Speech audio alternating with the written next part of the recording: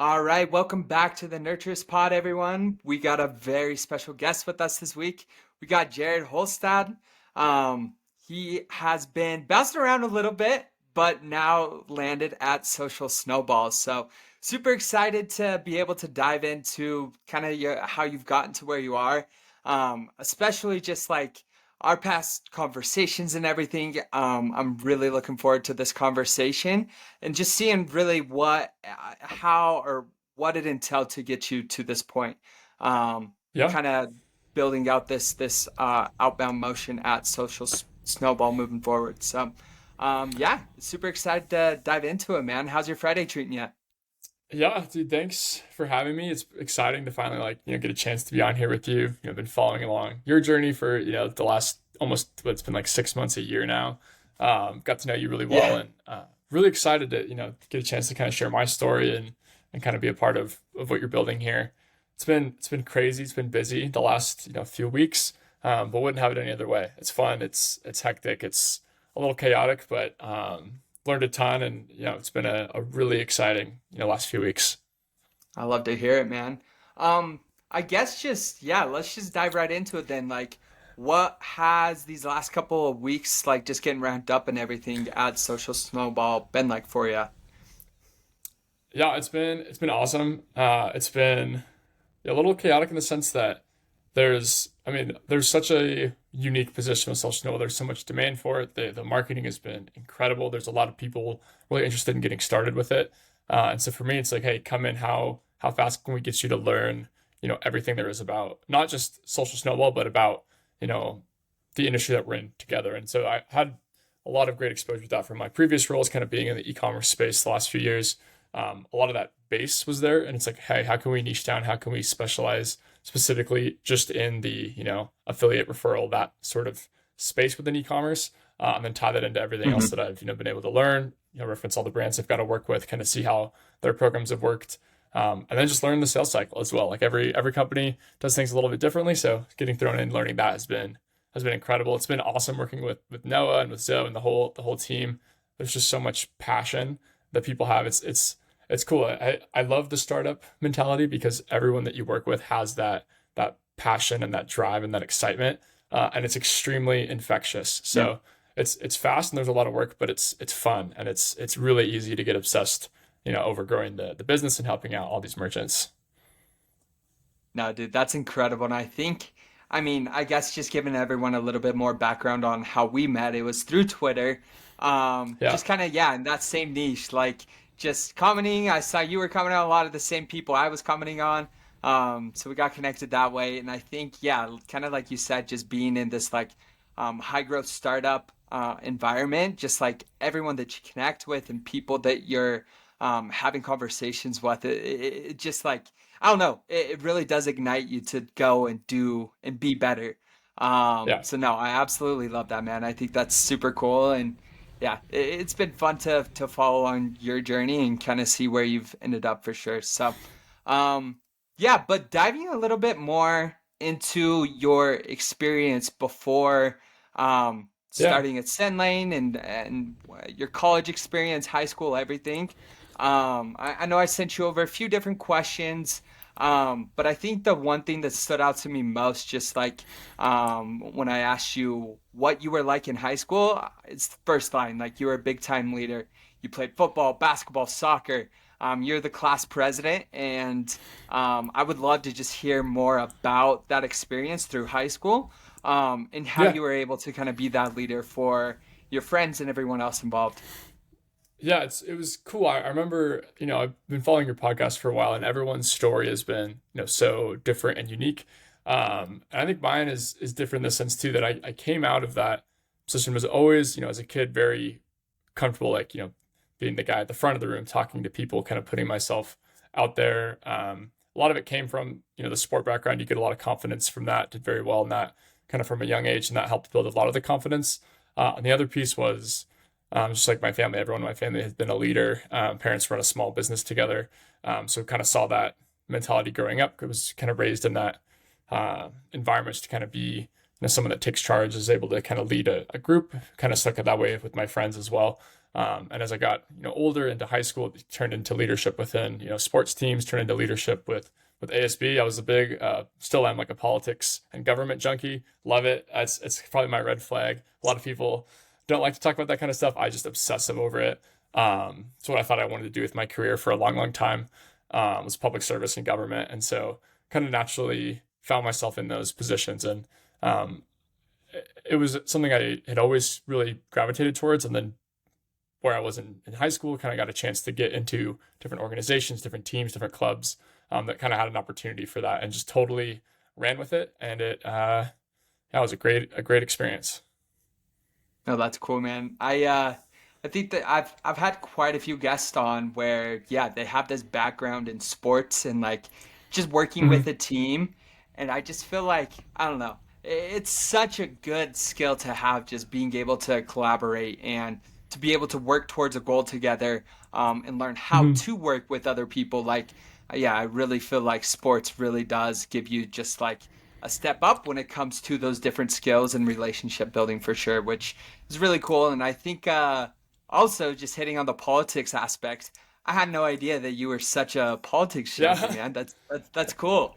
I Yeah. uh I myself have never really dove into it, but I think it's awesome. No, that's sweet, man. Yeah, it was it's what I ended up going to college for. I got my degree in political science. Was going to go and pursue. Initially, I wanted to get into like the public sector, working in government, that direction, and then through my time in school, really fell in love with the defense and intelligence agencies. Had some incredible professors that kind of guided me in that direction. So it was either by the time I got to the end of my college time, I was like, hey, either you go and be a lawyer and get into the legislative side of things, or go and pursue like defense and intelligence as a career. And I ended up in e-commerce, so I don't really know what happened there, but that's that love for it is still very ingrained, and it's probably my I have to be careful and not get too sucked into it all the time, because it's for me it's just like it's my entertainment almost. Like I just obsess over it, everything that happens, good, the bad, the ugly, the beautiful, all of it. I just love to be updated on it, love to kind of make predictions on what I think is going to happen. And I stay away from the online discussions about it, and I never want to get into that with people. But I do love just seeing and kind of keeping up on Yeah. everything that happens. No, cool, man. Um, no, yeah, like I said, I've never been a big politics guy myself. I just feel like there's so many different opinions and different takes, and Oh just yeah, like there's a lot. I could definitely see what you mean by like not getting too involved. If you do, then you just end up going yeah, down a rabbit hole, and I'm sure it's a hard to hundred stop. percent. So, yeah, I'm glad that for now I haven't had to go down that rabbit hole, but maybe one day, who knows? Yeah. But hitting back on the point, how did you end up in e-commerce? Like, how did you find out about Sinlane? How did that like kind of line up? Just tell me more about how that all played out. I guess kind of how I got started in e-commerce. It started, back in college. Was kind of looking at, what I wanted to do. Was still thinking, law. Was still thinking maybe government work, kind of that direction. Was very set on it. Pandemic hit, everything moved online. Kind of lost touch with some of my professors. Kind of was harder to maintain those relationships. Those were a lot of the guys that were helping kind of guide me in that track. Um, Ended up catching up, got ahead on some credits for school too. Ended up finishing college a little bit early, and had like about 6 months where I could really figure out exactly what I wanted to do before my lease was up, before I was going to move and get out of school. And at that time, I got accepted to a few law schools. Was still kind of thinking maybe that's what I want to do. I kind of lost the love for school a little bit with COVID and going online. I just didn't. I missed the in person learning environment. Um, Hmm. and a mentor of mine, a good friend of mine, he'd been a mentor for a few years in college, pretty much since I was a freshman. We made a great connection. He helped me a lot through school, getting involved on campus, and then helping on the professional setting. He helped me apply to my first sort of like BDR type roles in the outbound space, for some traditional B2B sales companies, some for some in the healthcare industry and the e-commerce industry, kind of all over the board. Helped me kind of negotiate. Like I got an offer back from a company, and he was like, "Hey, this is what I would look for. Do they have this?" Like asked some questions, and learned a ton from him. And finally got to the point where I was like, "Hey, I think this is a good opportunity. Like, what do you think? Should I take it?" And he was like, "I agree. It is a great opportunity. And I think you do really well. But I got this company they're going to be hiring, in the next, few weeks. I think you'd be an awesome fit. Like you should take a look at them. And that was how I got introduced to SendLane. Uh, didn't know a ton about e-commerce at the time. I mean, I was like everyone, you're kind of new getting into it. And I just totally Yeah. obsessed over it. Like even before I got hired, just threw myself into it. And I realized like, dude, this is a whole ecosystem that I didn't really realize how deep that rabbit hole went.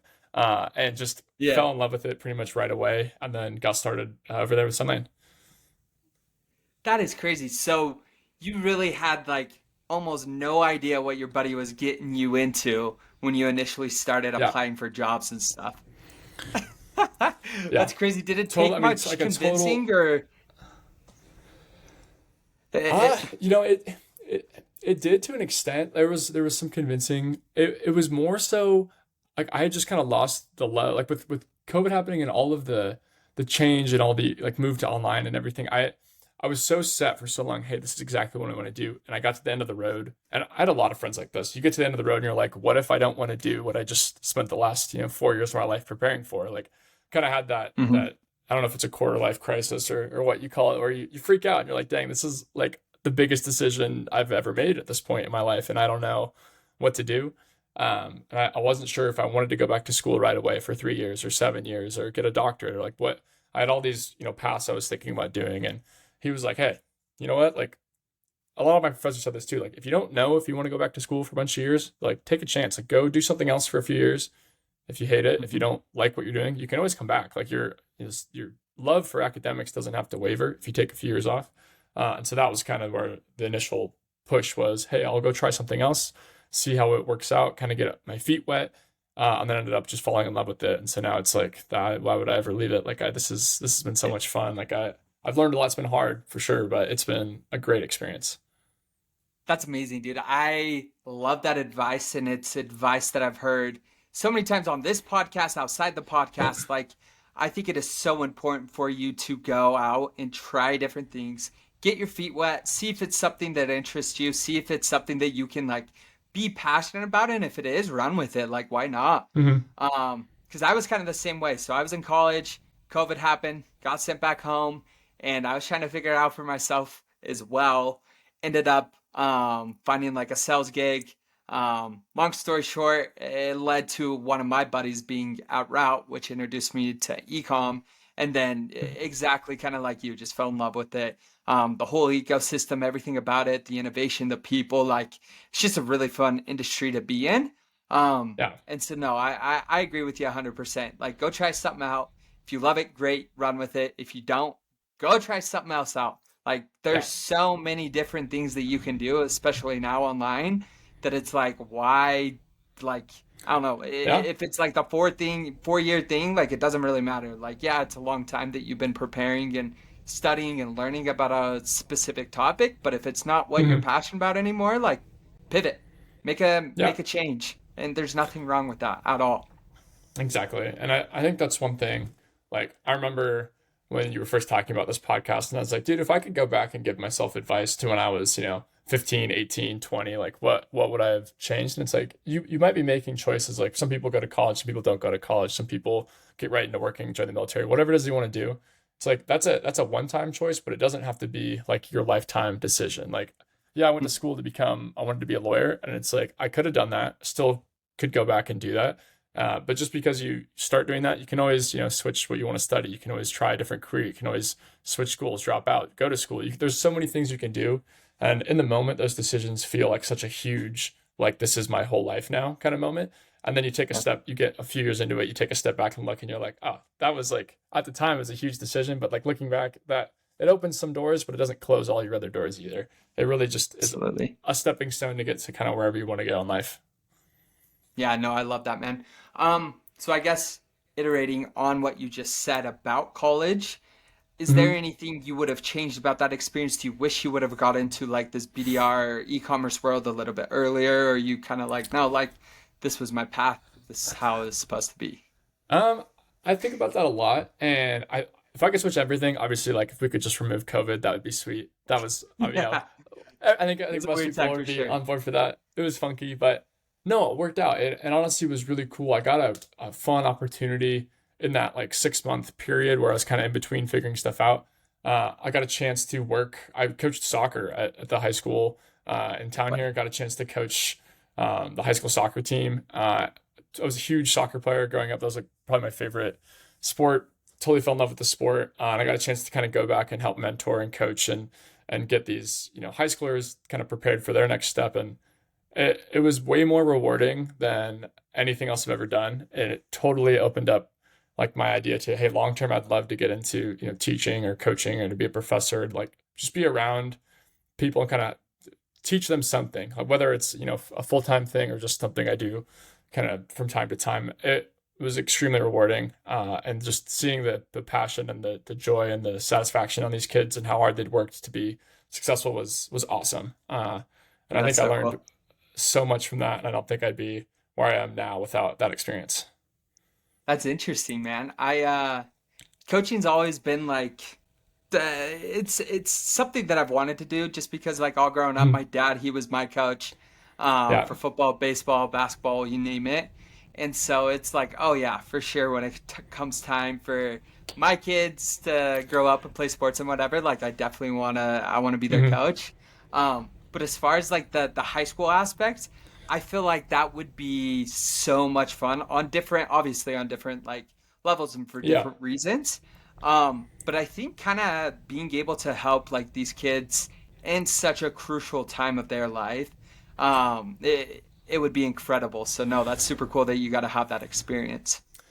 Yeah. It was super cool and it was fun. The other there's the head coach as assistant coach. He's an awesome guy. Been a fantastic soccer coach for a long time.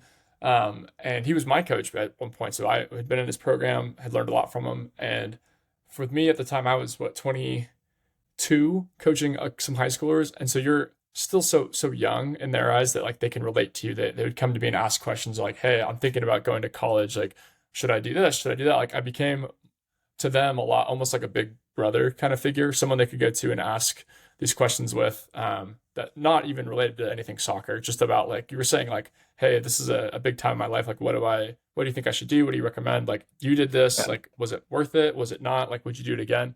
And those relationships were awesome. And I still have a few of the guys that, they're in college now, they've moved across the country, and every once in a while they'll hit me up on, they'll text me or social media or whatever and say, hey, dude, like, ran into so and so from our team. Like, this is super cool. Like, or hey, we just got together and we played like a pickup game. Like, hope you're doing good and that kind of stuff. And it's a cool experience. It's kind of a cool thing to look back on and be like, wow, I kind of got a chance to impact them, and definitely want to do it again. It was awesome.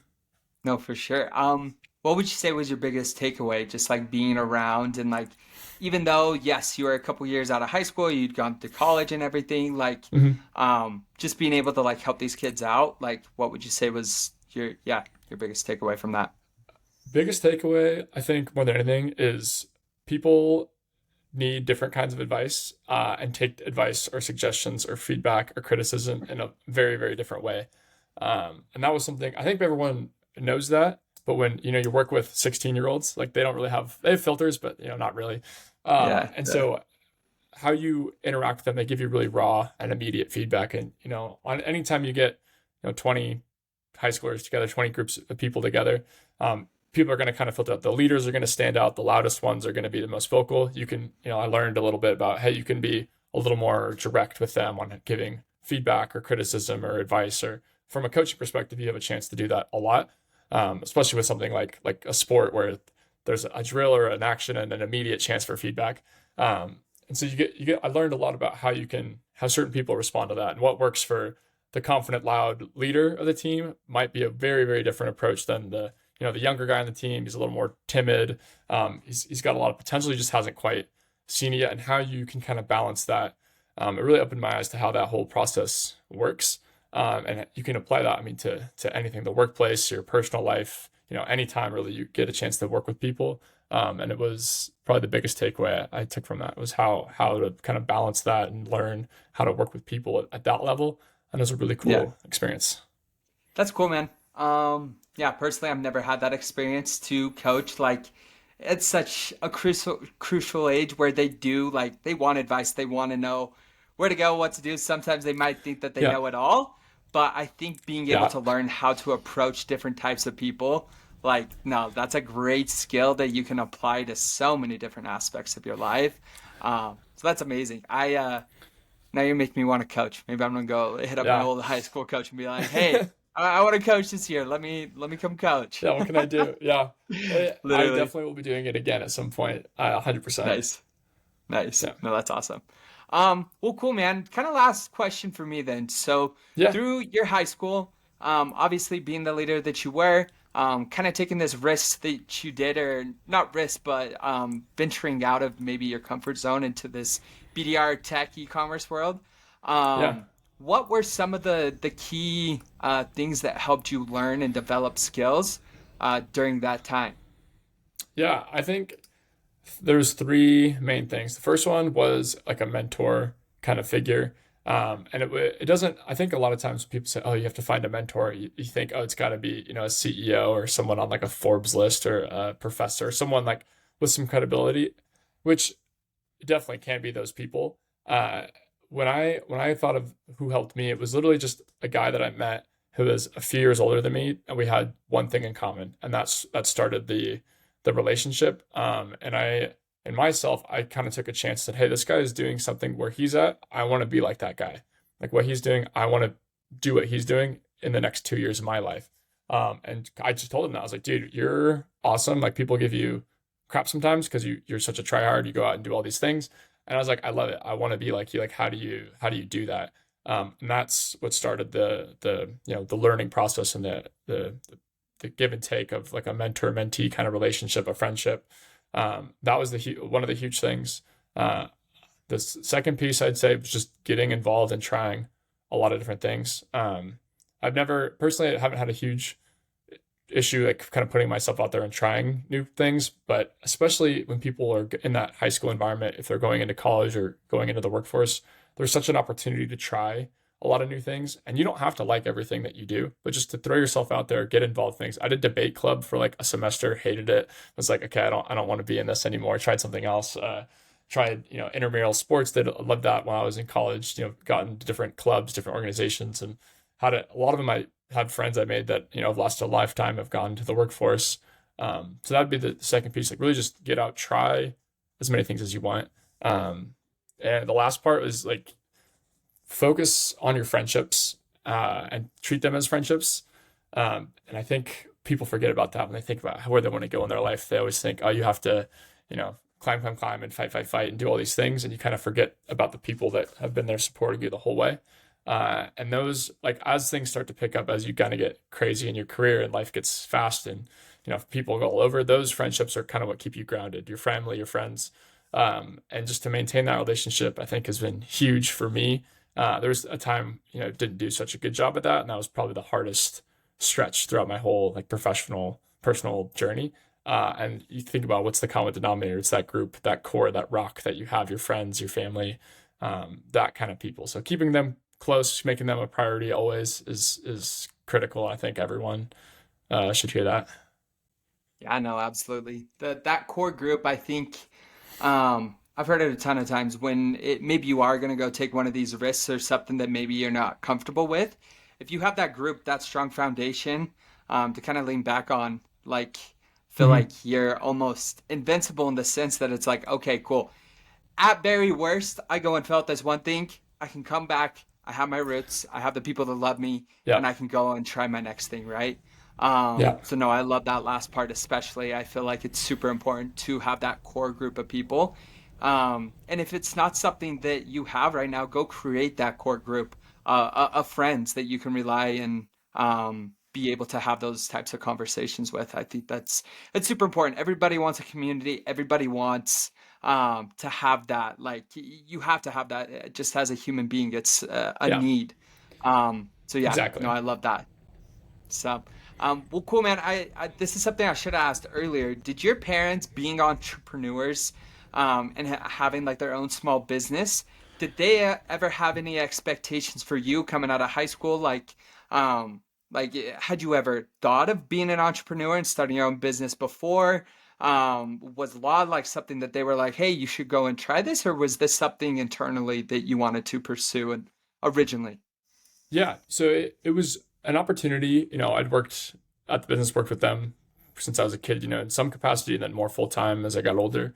And it was one of those things. Hey, if you want to do this, like if you like this, if you want to, get into this space long term, like the door was there to go and pursue, entrepreneurship there, or like, to be a resource if I wanted to go and start my own business at some point. But it was never something that they pushed like, hey, you have to do this. Like, this is the expectation. Yeah. Like when we turn 55 or retiring and you're taking over, like that was never, the expectation. And they were always super, super supportive. And I was really fortunate to be in a position where they could support me on kind of whatever I wanted to do. I mean, the town we grew up in, there's a university in it. So education is pretty universally respected. And like where we grew up, the high schools were, a very good standing. Most kids had at least the opportunity to go and pursue college. So when I said, hey, I want to do this, I want to go to school, I want to pursue this, they said, awesome, like we'll support you. Just keep your grades up. Like that was their one thing. They said, hey, whatever you do, just do it 100%. Like you can't, don't go and do something and you don't have to like it, but just give it your all. And then if you decide, hey, I want to do something else, do it. But whatever you do, just make sure you're committing yourself and actually, give it your all, give it your best shot and kind of go from there. So it was great. That support, that reassurance was incredible. Like to have that as an opportunity was really great, and made the decision to go and kind of pursue what I was interested in a lot easier. That's cool, man. That reminds me, I don't know if you've read Matthew McConaughey's book, Green Lights. Yeah, But when he tells his dad that he's going to film school, he's like, well, don't half-ass it.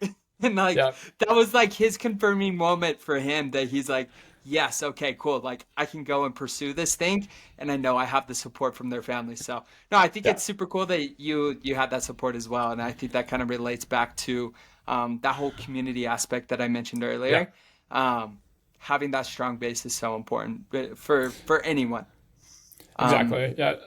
Completely important. And if people don't, not everyone has that from home or from friends. And you mentioned a little bit earlier, like you can go out and create it, and it doesn't have to, like for people that maybe don't have that kind of support coming from home, or if they want to produce or pursue something that maybe their family or friends are a little hesitant about, or against them pursuing, like if that's what you truly love to do, there's always a community out there that will find and support you. Like whether it's, something as simple as, you go to if you're into acting, you go to a drama club or a class or something, and there's a group there. If, you can always find people at like a gym or through sport or through, work even, that will, share that vision, share that path with you, or even just through online, like the amount of online forums now, like it's a different kind of relationship if it's all through like a digital world. But I mean, like Zach, you mhm. and I've never met you in person. I'd say, we're good friends at this point, and you've been someone that through my journey has been supportive. It's like you find people in those communities and you can make the most of it. And so if you have it, great. If not, there's so many ways to go out and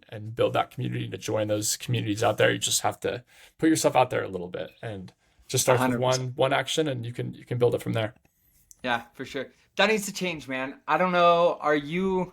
We'll have to chat about this offline, but Yeah, we need to meet up here soon. I'm we sure do. we will with some kind of event or something in the near future. But Yeah, um, well, anyways, man, it's been great. I really appreciate you hopping on. It's been a blast. Just getting to know you better because yeah, I felt like we were pretty good friends, but just taking a step further and diving yeah, into your whole story, man, it's been super fun. So I appreciate you hopping on. And if people want to give you a follow, it's Wiz underscore e-commerce on yeah. Twitter, right? On Twitter, yep, or Okay. just LinkedIn, just Jared Holstad. Either one. That's Okay. really the only place I'm on social these days. So Good either of stuff. those. Yeah, talk everything e-commerce and everything Mariners baseball. So you'll get one of the two on Twitter. I love it, man. Good stuff. Well, I appreciate you. Have a good rest of your Friday. We'll talk Yeah, soon. you too, man. Talk soon. See ya. I'm just finishing up. One sec. It's freaking hot in here.